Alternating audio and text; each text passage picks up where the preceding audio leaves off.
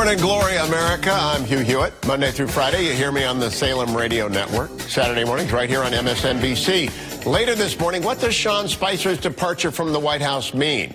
And is the GOP health care bill really dead? And my take on President Trump's first 6 months. But first, my first guest today is, gasp, an elected Democrat. And not just any Democrat, but House of Representatives veteran Tim Ryan, who represents Ohio's 13th congressional district, the Mahoning Valley, the heart of the country's historic Western Reserve, the Steel Valley, we call it, those of us from #TheLand. In fact, Ryan, a member of the powerful House Appropriations Committee, is a graduate of this famed institution, John F. Kennedy High School, which is also my high school. Ryan played quarterback a few years after graduating from Kennedy. I did not. Ryan, you may recall, challenged Nancy Pelosi to be the House Minority Leader earlier this year. Came close. Thank goodness he lost, and House Democrats returned the San Francisco liberal to her job. I think it's good because Ryan might otherwise be well along in the project of reconnecting Democrats to their blue-collar union roots and might be sitting on some special election wins right now, not an unbroken record of losses since President Trump took office. President Trump, by the way, knows that this area of the country and that this demographic was crucial to his victory in 2016 and his base of support even today. Which is why, come Tuesday, President Trump will be back again in Northeast Ohio at the Covelli Center in Youngstown, to be specific, at 4 p.m. on Tuesday. Welcome, Congressman Tim Ryan, and go Eagles. Good to see you. Blue pride, Hugh. Thanks. Blue pride. Congressman, do you think that there is a single Democrat, not named Joe Biden, who could fill the Covelli Center like President Trump will fill it on Tuesday? Yeah, I'm sure Barack Obama probably could, but that probably would be it at this point. Well, what does that say about, and by the way, do you think those people who will turn out to be, to see President Trump on Tuesday also voted for Tim Ryan? You think there are a lot of Trump-Ryan voters out there? Well, Hillary got about 51% in my district, and I did in the 60s, I think the mid-60s this time.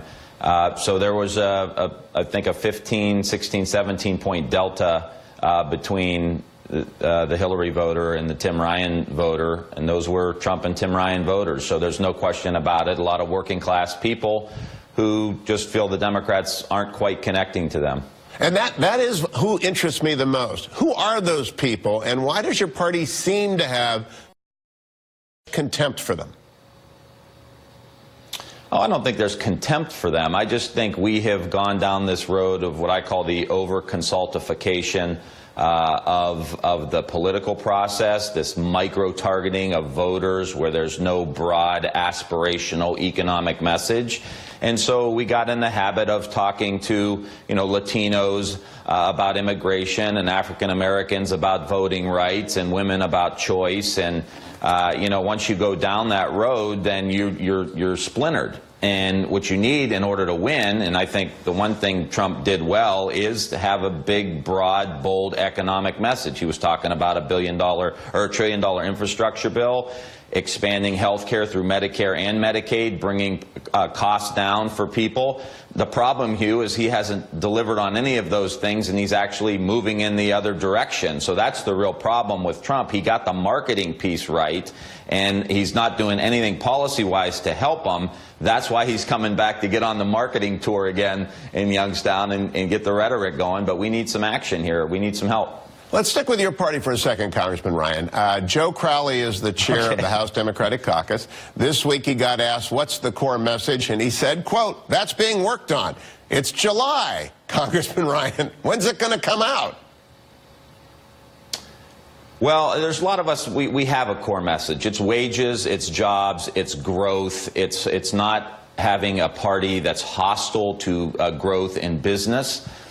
Because we need those people to make investments and hire our people. It's about lowering health care costs. The bottom line about the new Democratic Party, in my mind, Hugh, is that we're about putting money in the pockets of people, whether it's increasing their wages or lowering their health care costs or lowering their energy costs. We're about putting money in pockets of average people. And I've been working the district now the days back recently, and that's all people want. They just want a shot. They want a job. They want a good job. And sometimes, and this is a criticism that I have, that we get too focused on the minimum wage. You know, we're all for an increase in the minimum wage, but that's not the aspiration of the Democratic Party. The aspiration of our party is for working class people to make 25 or 30 bucks an hour, have a solid pension and affordable health care, and enough quality of life, enough time off to have a little fun, you know, to make sure you get to your kid's soccer match or baseball game. I mean, to me, at the end of the day, that needs to be a part of our agenda, too. How many people are walking up to you, Tim Ryan, and Niles, Warren, and Youngstown, talking to you about Russia?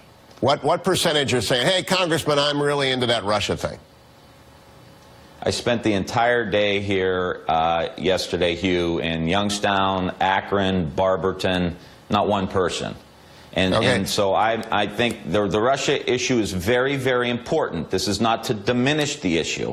The two committees in the House and the Senate, both head up by Republicans, and Mueller's investigation is critically important and central to our democratic process. There's no question about it. But we need to focus on jobs, economy, health care, because back in places like Youngstown and Barberton and Akron, Ohio, people are talking about jobs, wages, and growth. Let me ask you about the leadership of your party. Elizabeth Warren, Joe Biden, Nancy Pelosi, Bernie Sanders. These are not spry, young, new faces on the stage out there.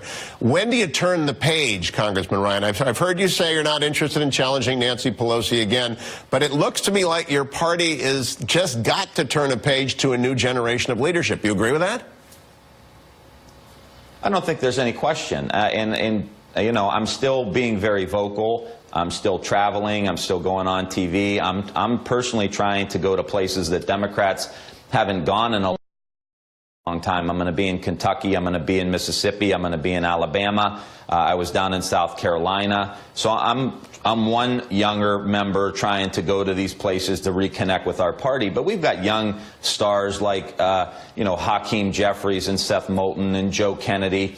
We've got some real young stars coming up, and they're starting to get more and more profile. And so we're starting to turn the page. But, you know, Hugh, you're a Cleveland Browns fan. These transitions take some time. I hope the Democrats' transition takes as long as the Browns, Tim Ryan. Let me ask you about Kamala Harris, Amy Klobuchar, a couple of your superstars. I think they'd play well in the land. What do you think?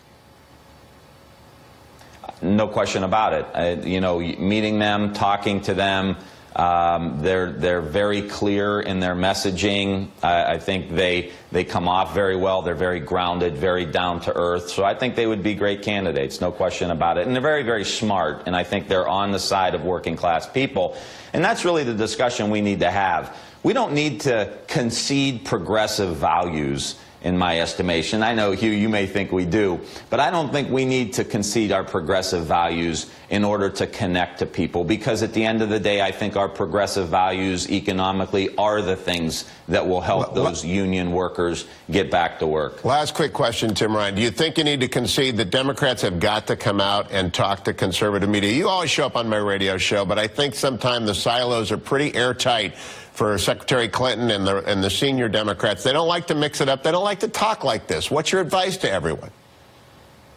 We got to do it. There's no question about it. You know, I don't know if it was growing up in the area we grew up in, Hugh, I mean, where you had Republicans in your family, you talked to them, you had civil discussions, whether it was at our Catholic high school where you had liberals and conservatives both in the faculty and on the staff, and you could have these kind of with. Democrats need to go on other networks. Democrats need to go on Hugh Hewitt Radio and others who are going to give them a fair hearing. In all honesty, there are some conservative talk show hosts you go on and they don't allow you to talk. They don't allow you to get your point across. You're certainly not like that. But I encourage all Democrats, when you look at a show, you say, well, yeah, maybe a conservative talk show, but maybe 30% are Democrats, maybe 20% are independents. Those are the people that we need to get back in the fold or convince them why our practical approach is best. But you can't, you know, you got to go into hostile territory sometimes if you're going to win over voters, and we got to start making that happen more, which is why I'm going to Kentucky, I'm going to Indiana, I'm going to Mississippi and Alabama, because I believe if you go to those places,